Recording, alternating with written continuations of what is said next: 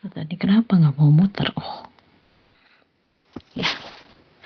Nah, hari ini kita coba bahas si transaksi entitas induk dan juga entitas anak. Nah, saya kira awalnya itu soalnya itu cuma hitung-hitungan saja. Ternyata hari ini saya terima kabar kalau ada teorinya juga. Nah, itu dia. Teman-teman, just in case ini tolong ya belajar AKL-nya. Nanti tapi kalau misalkan memang nilainya masih belum cukup alias banyak yang jeblok lah ya, nanti mungkin saya berikan tugas lagi karena teorinya yang keluar tuh bisa macem-macem dan saya juga masih belum tahu teori apa yang akan keluar karena bukan saya yang bikin kebetulan untuk semester ini. Tuh ya. Oke. Nah, ini nggak tahu kenapa ada si ini di sini. Nah, untuk materi transaksi entitas induk dan juga entitas anak ini mengenai persediaan. Nah, ini ada pekerjaan rumah ya yang mungkin bisa teman-teman kerjain gitulah ya. Ini saya yang bikin sih kalau yang ini. Nah, bisa jadi soalnya model-model seperti ini gitu kan ya. Nah, kita belajar dulu deh satu dulu. Nah, kenapa sih si transaksi antara induk dan juga anak itu tuh harus dieliminasi? Nah, seperti yang kita ketahui ya teman-teman ya dari dulu kan kalau transaksi antara entitas induk dan juga entitas anak itu ada banyak teman-teman. Kayak contohnya kalau di sini jual beli, kemudian jual beli persediaan, jual beli aset tetap atau juga pemberian pinjaman. Nah, kenapa begitu? Ya karena biasanya mereka satu sama lain itu kan bisa simbiosis mutualisme ya dalam hal menghasilkan produk gitu kan. Misalnya si induknya bikin part apa, si anaknya nanti tinggal bagian ngerakitnya ataupun sebaliknya gitu ya. Nah, di PSAK 110 ini laporan keuangan konsolidasian transaksi yang terlibat antara entitas induk dan entitas anak itu disebut dengan transaksi antar entitas dalam kelompok usaha. Nah, di sini itu ada beberapa transaksi. Yang pertama itu adalah transaksi hulu dan juga transaksi hilir dan juga transaksi lateral. Hulu itu disebut dengan downstream, ini transaksi dari entitas induk ke anak ya. Nah, kemudian kalau transaksi hilir atau upstream itu transaksi dari anak ke entitas induk. Nah, kalau transaksi lateral adalah transaksi yang terjadi antar entitas anak gitu ya. Nah, ini sesuai dengan gambarnya ya yang ada di sini nih, yang ini. Ya, hulu itu induk ke anak, hilir anak ke induk, lateral antar anak. Oke. Nah, kemudian, oh iya ini tuh ada di halaman 138. Nah, kenapa sih kok harus ada jurnal eliminasi gitu kan ya atas transaksi antara entitas induk dan juga entitas anak? Karena ya teman-teman, kan induk kan punya kewajiban untuk menyusun laporan keuangan yang isinya apa? Kinerja dan kondisi keuangan dari entitas. Laporan keuangan itu adalah laporan konsolidasian. Nah, PSAK 110 itu bilang kalau misalnya laporan keuangan konsolidasi itu adalah laporan keuangan kelompok usaha yang di dalamnya aset, liabilitas, ekuitas, penghasilan, beban, dan juga arus kas entitas induk dan juga entitas anak ini disajikan sebagai suatu entitas ekonomi tunggal gitu ya. Jadi digabung gitu teman-teman.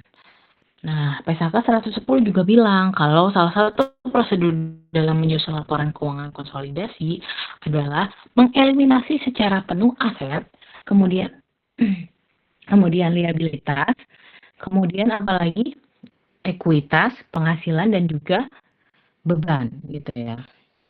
Dan arus kas dalam kelompok usaha terkait dengan transaksi antar entitas dalam kelompok usaha gitu ya. Nah, di bab ini kita itu akan belajar yang khusus persediaan dan juga jasa. Tapi untuk UTS-nya ini sampai persediaan aja. Itu ya, teman-teman ya.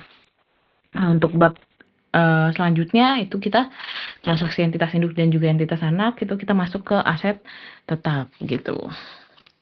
Nah, kemudian ini ada transaksi penjualan persediaan.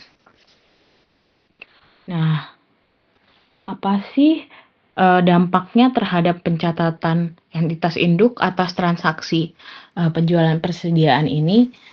Kan transaksi jual beli persediaan antara entitas induk dan juga entitas anak ini adalah contohnya ya teman-teman, transaksi antar entitas dalam suatu kelompok usaha. Nah, keuntungan atau kerugian yang muncul dari jual beli persediaan belum terrealisasi selama persediaan tersebut masih berada di entitas induk atau entitas anak. Nah, makanya nanti muncul kalimat gitu kan ya, persediaan belum terrealisasi, yang mana berarti persediaan tersebut itu masih berada di salah satu pihak gitu ya. Nah, ini sesuai dengan ketentuan atau PSHK 228 ya, yang mana dibilang kalau misalkan investasi pada entitas asosiasi dan venture bersama itu menyatakan kalau misalkan keuntungan atau kerugian yang dihasilkan dari transaksi hulu atau hilir itu diakui dalam laporan keuangan atau kerugian yang dihasilkan dari transaksi hulu atau hilir diakui dalam laporan keuangan entitas hanya sebesar bagian investor lain dalam entitas anak atau disebut dengan fully adjusted equity method gitu ya. Nah, dampaknya seperti apa? Nah, ini dampaknya terhadap jurnal eliminasi ya. Tuh, yang pertama tuh jika seluruh persediaan entitas induk sudah terjual gitu ya ke perusahaan non afiliasi pada dia yang sama dengan periode perolehannya, maka jurnal eliminasi dibuat untuk menghapus teman-teman gitu ya, menghapus penjualan dan juga beban pokok penjualan sebesar angka penjualan persediaan entitas induk ke entitas anak. Nah, di akhir periode persediaan yang diperoleh dari entitas induk apabila belum terjual gitu kan, penjualan dan beban pokok penjualan yang diakui entitas induk itu juga harus dieliminasi gitu ya. Nah, keuntungan atau kerugian atas penjualan tersebut juga harus dieliminasi seluruhnya dengan mengurangi nilai persediaan gitu ya. Kemudian, jika pada akhir periode persediaan yang diperoleh dari entitas induk sudah terjual sebagian, maka sebagian keuntungan atau kerugian penjualan persediaan yang belum terrealisasi itu harus dieliminasi juga gitu ya. Kalau yang pertama itu kan jurnal eliminasinya dibuat untuk menghapus penjualan dan beban pokok penjualan ya. Pokoknya intinya pasti akan muncul si jurnal eliminasi kalau misalkan ada transaksi antar induk dan juga antara induk dan juga anak gitu ya. Nah, ini contohnya dampak terhadap pencatatan entitas induk dan juga jurnal eliminasinya. PT Palapa memiliki 100% saham PT Samudra. Nah, selama tahun 2020 terdapat transaksi penjualan persediaan PT Palapa ya, ke PTS sebesar 10 juta. Nah, beban pokok penjualan yang dibukukan terkait dengan transaksi penjualan tersebut adalah 6 juta. Nah, bagaimana pencatatan dan juga jurnal yang harus dibuat PTP saat penyusunan laporan keuangan konsolidasian jika yang pertama, seluruh persediaan yang diperoleh PTP telah terjual sebanyak 16 juta. Yang kedua adalah seluruh persediaan yang diperoleh PTP itu belum terjual sama sekali. Gitu ya. Yang ketiga, sebanyak 75% dari persediaan yang diperoleh dari PTP telah terjual seharga 12 juta gitu. Ini bisa dilihat di halaman 141 teman-teman di bukunya ya. Nah, akhirnya bagaimana? Aku ini langsung ke sini ya. Benar. Oke. Nah, skenario 1, seluruh persediaan itu telah terjual seharga 16 juta. Berarti yang mana nih? Yang berarti ini ya, yang paling pojok ini ya. Persediaan telah terjual sebanyak 16 juta. Gitu ya. Nah, keterangannya ada nggak ya? Oh, nggak ada. Oke. Nah, terkait penjualan ke entitas anak, PTP ini melaporkan keuntungan sebesar berapa, teman-teman? Sebesar 4 juta gitu ya. Dari mana keuntungannya itu? Dari 10 juta dikurangi dengan 6 juta nih ya. Ini ke sini kan ya, ini ada keuntungan berapa? 4 juta. Keuntungan 4 juta. Oke. Kemudian, keuntungan tersebut itu kan sudah terrealisasi. Karena persediaan yang diperoleh PTS ke PTP itu kan udah dijual sepenuhnya ya ke perusahaan non-afiliasi. Oleh karena itu, nggak ada lagi jurnal yang dibuat oleh PTP terkait dengan penangguhan keuntungan transaksi hulu. Nah, transaksi hulu ini mengakibatkan pengakuan penjualan sebesar 10 juta dan juga beban pokok penjualan sebesar 6 juta. Nah, di sisi lain PTS juga membukukan penjualan sebesar 16 juta dan juga beban pokok penjualan senilai 10 juta. Nah, akun penjualan milik PTP dan juga beban pokok penjualan milik PTS itu harus dieliminasi karena transaksi penjualan tersebut terjadi dalam satu entitas gitu ya. Oleh karena itu, ya kan penjualannya kan nih penjualannya kan ini yang penjualan yang dimaksud itu adalah penjualan si PTP menjual ke PTS gitu ya. Ini penjualan yang ini nih, yang kecil. Nah, ini PTP ke PTS. Nah, sedangkan 10 juta yang di bawah ini adalah beban pokok penjualan. Nah, ini PTS. Nah, gitu ya. Ini ya. Yang ini nih. Jadi yang ini dengan yang ini. Gitu ya. Nah, dampak dari jurnal eliminasi terhadap penyajian akun penjualan, beban pokok penjualan, dan juga persediaan dalam laporan keuangan konsolidasian. Nah, itu adalah yang di bawahnya itu. Penjualannya kan PTP ke PTS ya, 10 juta. Jadi PTS-nya itu 16 juta. Nah, sebelum konsolidasi 26 juta. Dikurangi berarti 10 juta, hasil konsolidasiannya itu adalah 16 juta. Ini ya, ini layar nih. Kemudian beban pokok penjualannya 6 juta. PTS mencatat beban pokok penjualannya 10 juta. Sebelum konsolidasi kan disatukan dulu ya, jadi 16 juta. Kemudian dieliminasi 10 juta. Nah, konsolidasinya jadinya adalah 6 juta. Gitu. Oke. Nah, kemudian skenario yang kedua. Skenario pertama ini kan tadi itu adalah, ini dicatat dulu ya. Skenario pertama ini seluruh persediaan terjual. Ini seluruh persediaan terjual. Oke. Kemudian untuk skenario kedua, teman-teman yang punya buku bisa buka halaman 142, yang mana skenario 2 ini adalah seluruh persediaan belum terjual.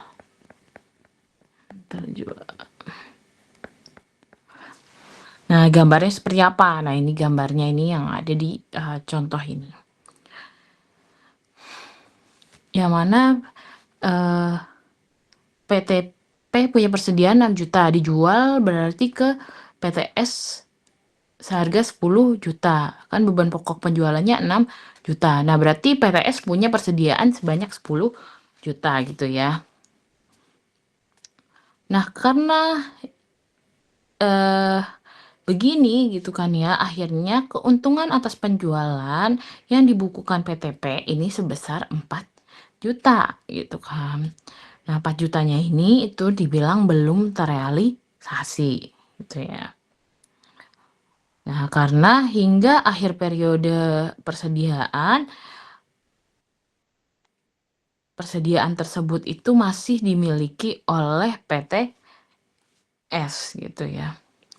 Nah, ini di sini agak aduh. Nah, ini dibilang kalau misalkan nah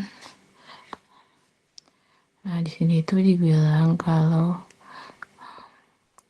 keuntungan belum terrealisasi karena masih milik PTS gitu ya. Nah, oleh karena itu muncullah jurnal yang pertama mencatat penangguhan keuntungan atas penjualannya, yaitu jurnal pertamanya ya. Ini jurnal bagian laba atas entitas anak pada investasi pada entitas anak. Berapa besarnya? 4 juta.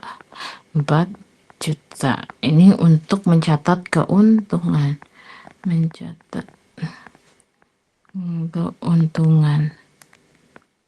Belum terrealisasi ya.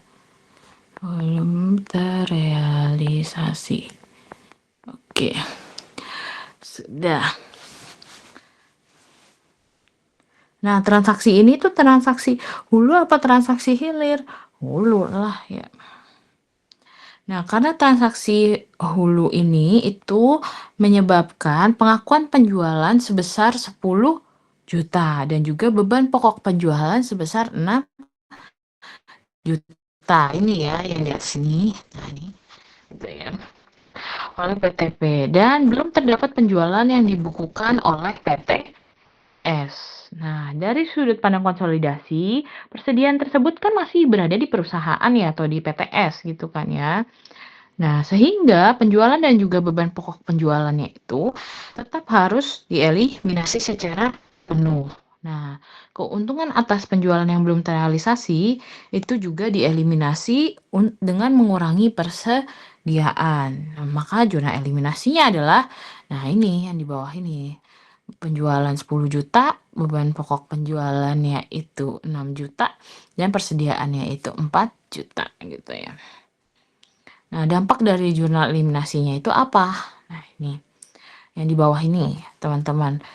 Jadi penjualannya berapa? 10 juta. Di PTS belum ada kan ya.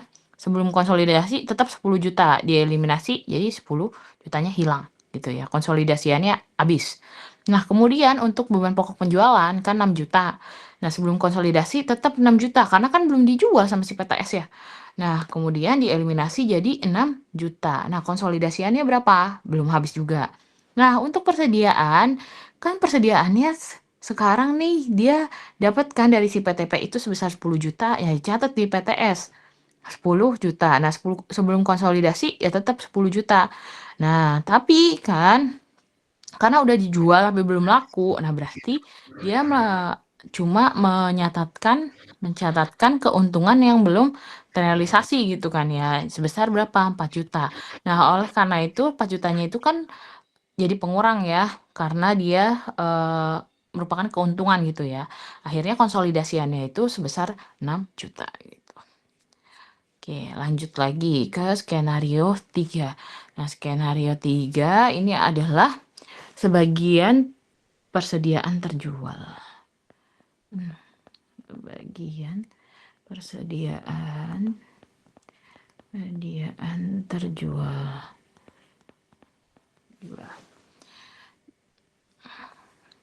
Nah,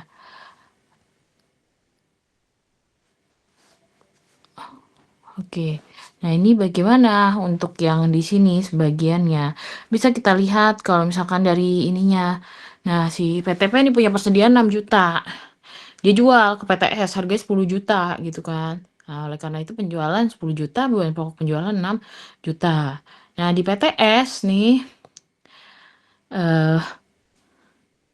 PTS ini menjual sebesar berapa? Penjualannya 12 juta. Nah, beban pokok penjualannya itu 7.500.000 alias yang laku dia jual itu sebesar 7.500.000. Nah, masih kan ada sisanya tuh dari 12 juta itu sebesar berapa? 2.500.000 gitu ya. Nah, oleh karena 7.500.000 ini adalah 75% yang telah terjual, maka ada keuntungan yang belum terrealisasi gitu ya. Nah, besarnya keuntungan yang belum terrealisasi itu adalah 1 juta. 1 juta yang ini. 1 juta dari mana? 1 juta itu dari mana?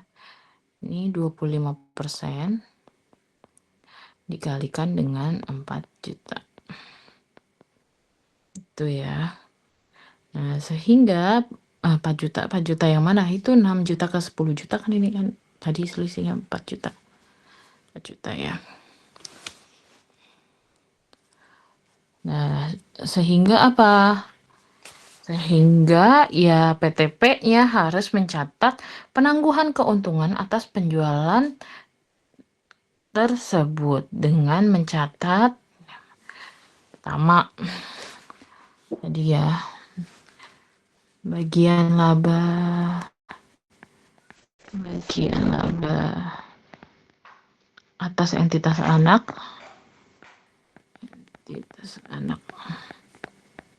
pada investasi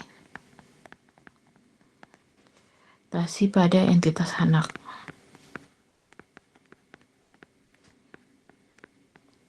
Ini sebesar berapa? 1 juta. Ini juga 1 juta. Yang mana ini adalah 25% dikalikan dengan 4 juta. 4 juta keuntungannya si PTP itu menjual persediaan ke PTS. Itu ya. Nah, transaksi hulu ini gitu kan ya. Ini mengakibatkan apa? Pengakuan penjualan sebesar 10 juta dan juga beban pokok penjualan sebesar 6 juta.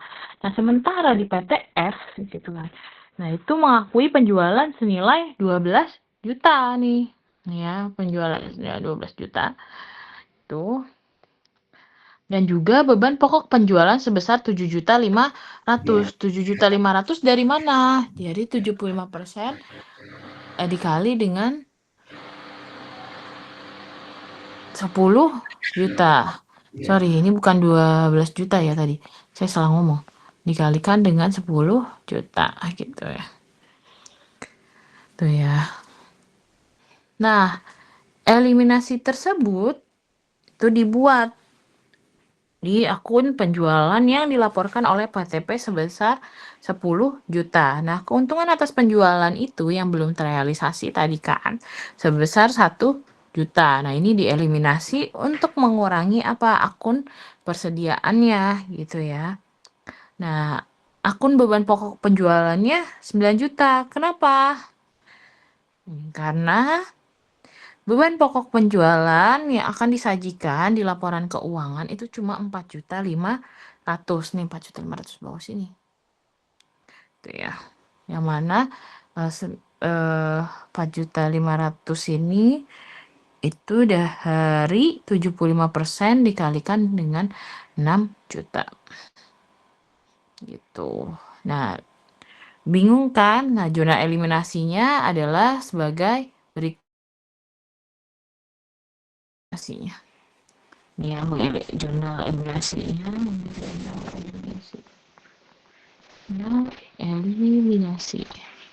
Nah, itu adalah penjualan 10 juta, beban pokok penjualannya itu 9 juta, dan juga persediaannya itu 1 juta. Gitu. Nah, kita bisa lihat nih sebenarnya buat lebih jelas ya dari penjelasan saya tadi. Kan nih si PTP, ya kan, menjual nih ke PTS sebesar 10 juta gitu kan ya. Nah, PTS mau juga dong menjual sebesar 12 juta gitu kan ya. Masa nggak untung dia? Kan ditambahin deh tuh jadi 12 juta. Dia untung 2 juta lah ya, sekitar segitu. Nah, sebelum konsolidasi itu nilainya itu adalah 22 juta kan digabung ya kan. Nah, jangan lupa untuk eliminasi sebesar 10 juta. Kenapa? Karena ya ada penjualan kan, walaupun cuma 75% gitu. Ya, 75% dikalikan 10 juta gitu ya.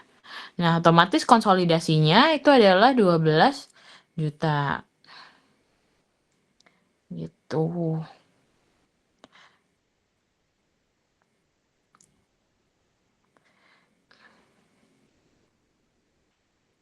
Nah, ini kenapa 10 juta? Ini karena ditambahin deh. Ini karena untuk mengeliminasi akun penjualan PTP ke PTS. Nah, gitu. Tuh ya. Oke. Kan nggak boleh tuh ada transaksi kan antara PTP dan juga PTS. Itu ya. Nah, kemudian untuk beban pokok penjualan. Nah, beban pokok penjualannya kan PTP itu 6 juta. Kemudian PTS baru menjual 7.500.000 dari 10 juta yang dia punya gitu kan ya, persediaan 10 juta yang dia punya. Otomatis sebelum konsolidasinya ya totalnya adalah 13.500.000. Nah, 9 juta ini dari mana? Nah, 9 juta ini adalah 9 juta ini ya, di sini deh. Nah, 9 juta ini itu adalah untuk mengeliminasi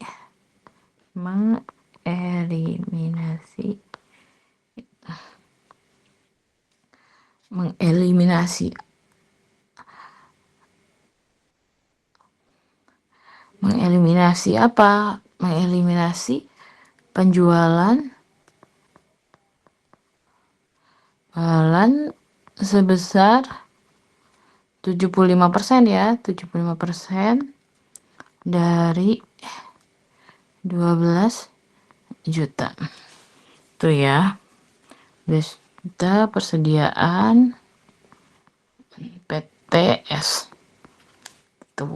Nah, akhirnya konsolidasinya ya tinggal dikurang aja 4.500.000 gitu. Nah, persediaan PTP kan nggak punya, orang udah habis gitu ya. Nah, PTS ternyata masih punya, yaitu sebesar 2.500.000. 2.500.000 dari mana? 2.500.000 ini dari 10 juta dikurangi dengan 2,5 juta. Gitu ya. Hasilnya adalah 2.500.000. Nah, 2.500.000 ini ternyata juga masih harus dieliminasi. Gitu kan. Karena apa? Karena 1 juta ini itu adalah keuntungan yang belum terrealisasi gitu. Nah, ini juga dieliminasi, teman-teman. Namanya adalah keuntungan belum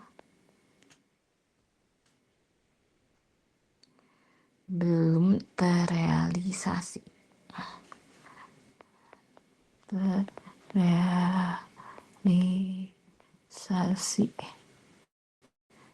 Untuk mengurangi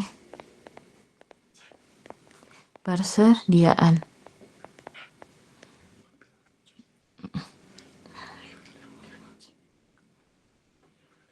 Ya. Oke, gitu ya teman-teman.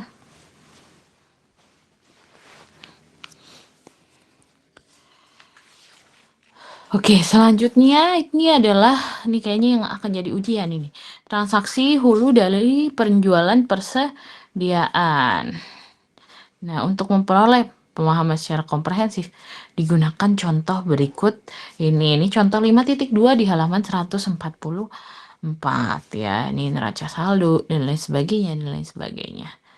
Nah, ini ada informasi tambahan yang mana PT Nusantara itu melakukan pembelian 75% saham PT Andalas pada 1 Januari 2020. Sebesar nilai bukunya yaitu 900 juta gitu ya. Dan nilai wajar kepentingan non pengendali sama dengan nilai bukunya yaitu 300 juta. Nah, selama tahun 2020 PT Andalas ini melaporkan perolehan laba neto sebesar 200 juta dan juga mengumumkan pembagian dividen sebesar 50 juta. Nah, dalam transaksi penjualan yang dilakukan oleh PT Nusantara, ini terdapat penjualan kepada PT Andalas sebesar berapa? 100 juta dengan beban pokok penjualannya berapa? 40 juta. Nah, sampai 31 Desember 2020, ini persediaan yang diperoleh PT Andalas dari PT Nusantara seluruhnya belum terjual. Berarti pakai skenario berapa, teman-teman? 2.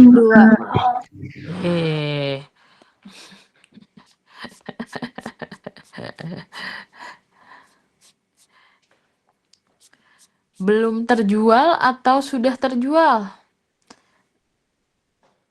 Belum terjual ya, belum terjual berarti yang mana? Skenario 2. Oke. Betul, tadi yang jawab 2 ya. Oke. Oke, nah ini adalah prosedur konsolidasi tahun pertama. Ya, kurang prosedur konsolidasi si tahun pertama. Nah, PT Nusantara kan mencatat nih ya, pencatatannya apa saja. Yang pertama, itu adalah di 1 Januari 2020 itu investasi pada PT Andalas pada kas sebesar 900 juta. Ini ya, sudah nih. Catat. Kemudian apalagi 31 Desember 2020 ini ada investasi pada PT Andalas pada bagian laba PT Andalas sebesar 150 juta. Ini untuk mencatat bagian PT Nusantara atas laba neto. Kita lihat yang mana laba netonya. Ah, nih 200 juta ini ya. Oke. Tadi kita kasih nomor aja deh biar gampang. Nah, ya. Ini di nomor 1. Ini nomor 2. Ya. Nah, berarti ini nomor 1. Ini nomor 2. Oke. Nah, 150 juta dari mana? Ingat kepemilikannya si PT Andalas kan kepemilikannya PT Nusantara kan cuma 75%, jadinya 200 juta dikalikan dengan 75%, yaitu 150 juta gitu ya.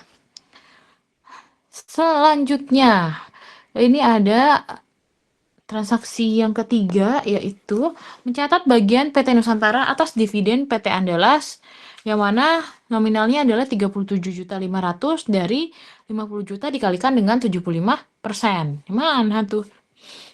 Nah, ini yang ketiga ini ya. Kok tulisannya begini? Ya, yang ketiga. Oke, sudah. Kemudian apa lagi?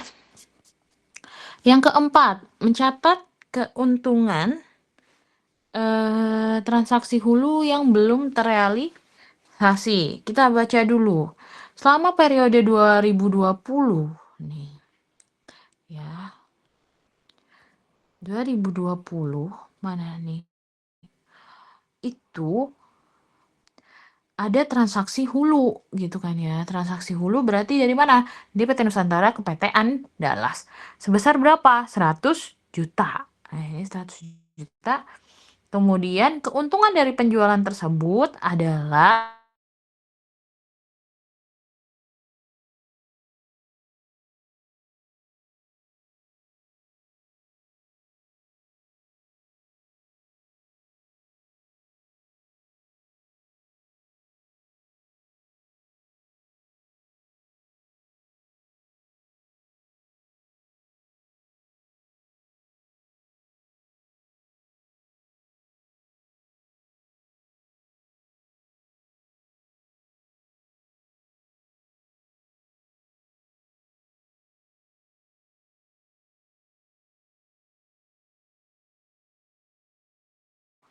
oke.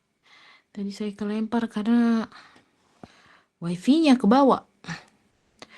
Oke, laba tadi 100 juta ya. Nah, itu yang nomor 3, nomor 4. Oh, udah berarti ya. Nah, ini yang nomor 4 ya, sudah. Oke. Kemudian apa lagi?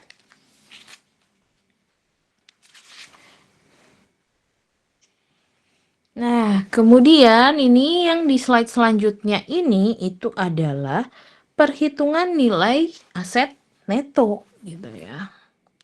Ini perhitungan nilai aset neto. Nilai aset neto.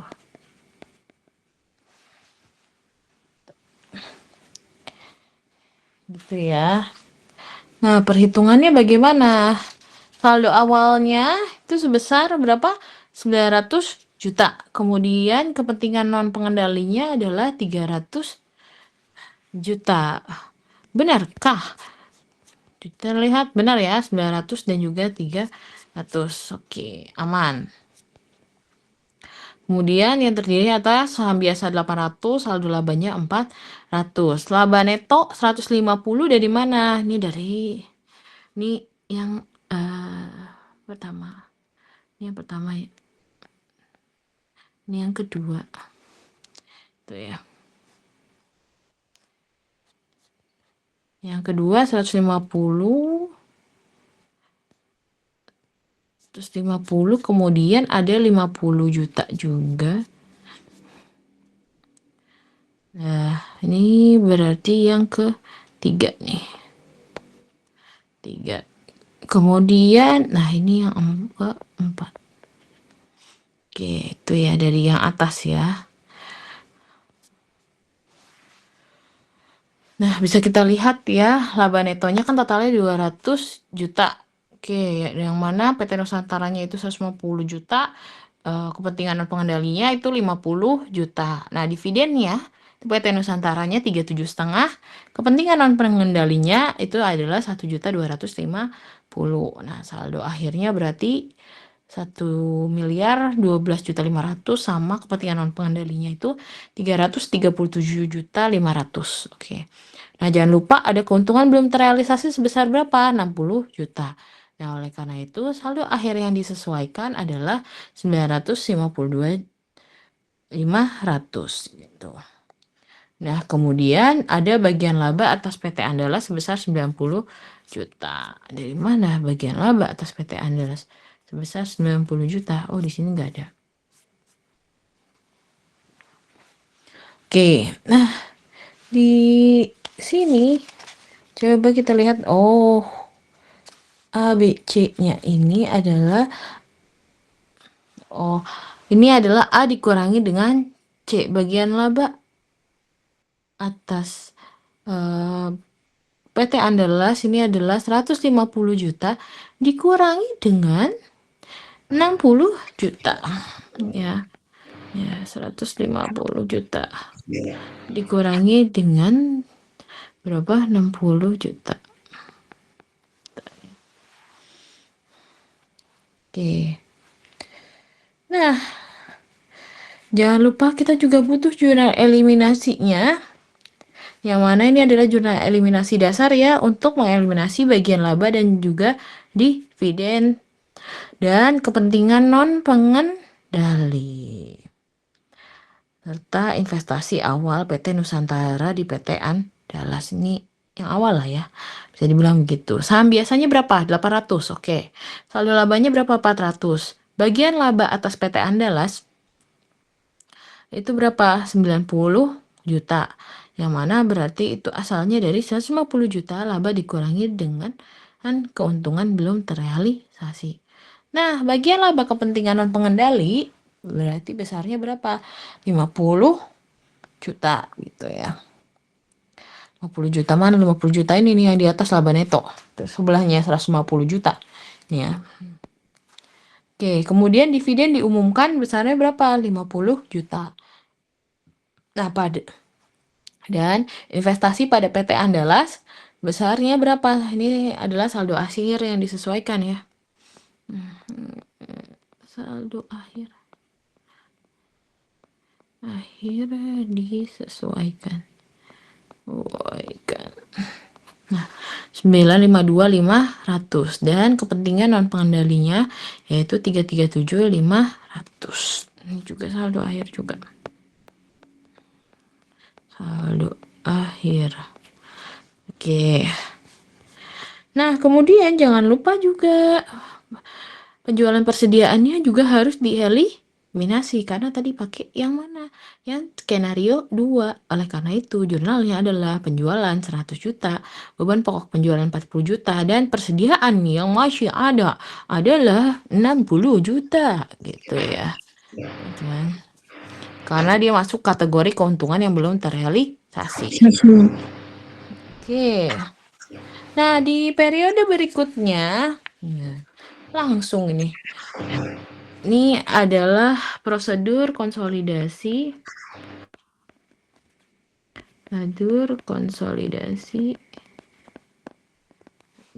Tahun kedua.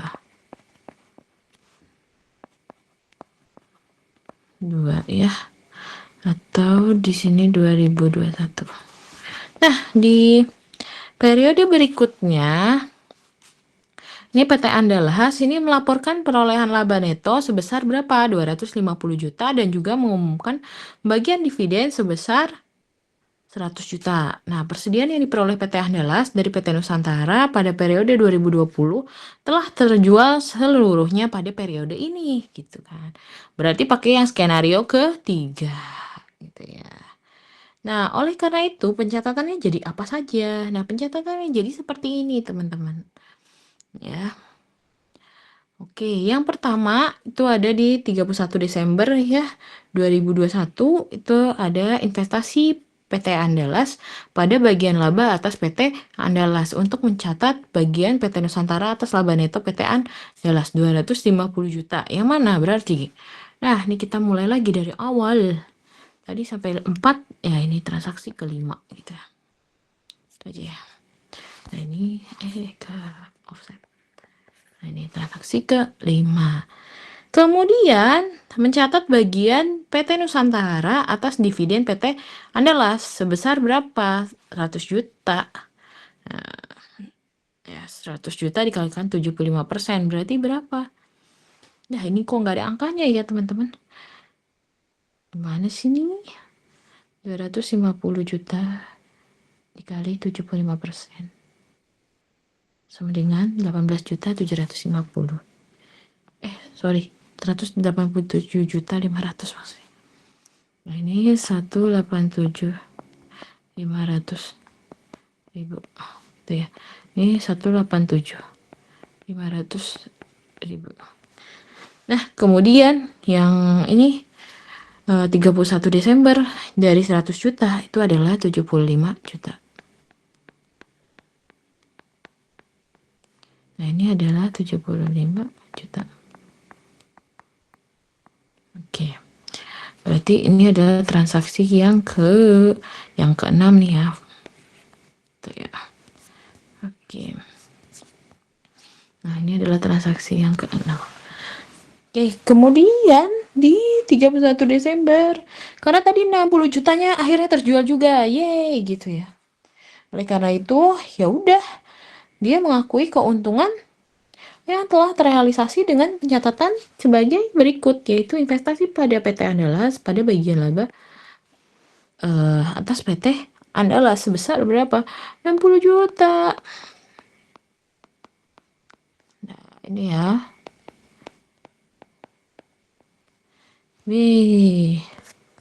Berarti yang ke-7 adalah yang ini.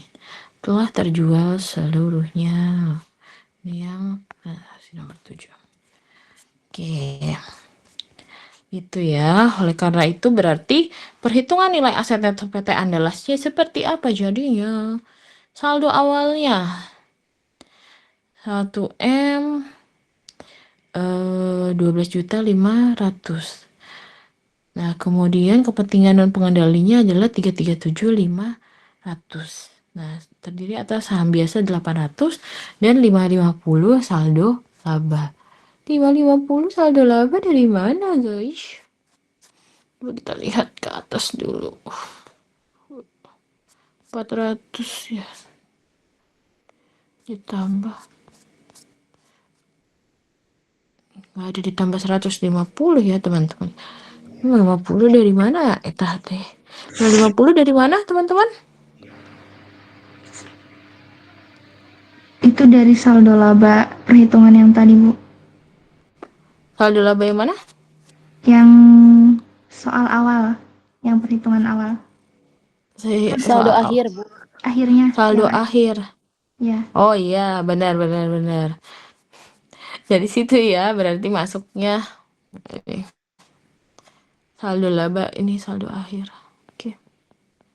Saldo akhir tahun 2020. Masya Allah, tabarakallah. Ya, sudah siap ujian. Ya. Kemudian 62.500.000 dari mana teman-teman? Dari 25% dikalikan dengan 250 juta, 62.500 gitu ya. Oke, kemudian dikurangi dengan dividennya. Kemudian totalnya segitu 375 juta dan jadinya saldo akhir di PT Nusantaranya itu adalah 1.125.000.000 gitu ya. Nah, keuntungan yang terrealisasi berapa? 60 juta. Tuh ya, jadi saldo akhir yang disesuaikan adalah ditambah nih ya, jadinya 1.185.000.000. Nah, bagian laba atas PT Andalas itu adalah 187 juta laba neto ya, ditambahkan dengan keuntungan yang terrealisasi gitu ya. Nah, di sini laba neto plus mana? Keuntungan terrealisasi.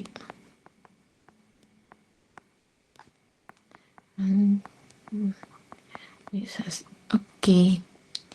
Nah, jurnalnya itu seperti apa? Ya, seperti ini. Saham biasanya 800 juta, kemudian saldo labanya itu ada 550 ya, sesuai dengan yang di sini.